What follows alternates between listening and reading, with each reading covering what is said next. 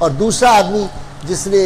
آپ صلی اللہ علیہ وسلم کو تیر مارا اور یہ خود جو تھا وہ آپ کے یہاں چہرہ انور کے اندر دھس گیا تھا، وہ جب اندر دھس گیا سیدنا صدیق اکبر رضی اللہ تعالیٰ کہتے ہیں میں آگے بڑھا،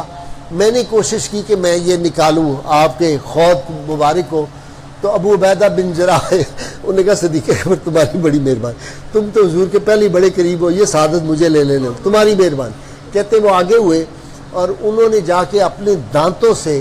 کہ رسول اللہ کو تکلیف نہ ہو ہاتھ سے میں کھینچوں گا، انہوں نے سوچا کہ دانتوں سے جلدی نکالوں گا، تو ان کے 2 دانت گر گئے، 2 دانت نکل گئے باہر ان کے۔ اور کہتے ہیں کہ ابو عبیدہ بن جراح رضی اللہ تعالیٰ عنہ یہ فاتح مصر ہے، بعد میں فاتح شام ہے، بہت بڑے جرنیل ہوئے ہیں۔ تو کہتے تھے کہ وہ پہلے جس طرح تھے جب وہ بازار میں کہیں باہر جاتے تھے لوگ کہتے تھے ابو عبیدہ تو سونا بڑا ہو گیا، ابو عبیدہ تو سونا بڑا ہو گیا۔ کہتے بھئی یہ رسول اللہ صلی اللہ علیہ وسلم کے دند قربان ہو گئے، آج سوچے دانت نکلے تو حسن جاتا رہتا ہے۔ تو ابو عبیدہ بن جراح کا حسن ہزاروں گنا بڑھ گیا تھا۔ تو رسول اللہ صلی اللہ علیہ وسلم پہ جو لوگ قربان ہوتے ہیں